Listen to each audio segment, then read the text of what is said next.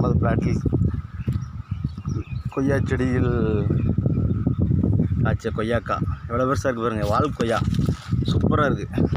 பெரிய கொய்யாவாக இருக்குது. பழுத்துட்டு பறிக்கலாம். எவ்வளோ பிஞ்சிருக்கு பாருங்க. நல்லா இருக்குது கொய்யா. எல்லா கண்ணுமே நல்லா வருது. பிஞ்சு வச்சுருக்கு. பூ ஆகப்பட்ட வச்சுருக்கு. நல்லா வருது கண்ணுகள்.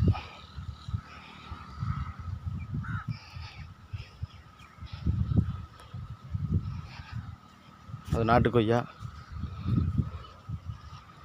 மாங்கன்று எல்லாமே கொய்யா தான் வச்சுருக்கேன். இது மலைச்சித்தா, மாதுளம்பழம் எல்லாமே சூப்பராக நல்ல மாதுளம்பழம் பழுக்க ஆரம்பிச்சுட்டு பறிக்கலாம்.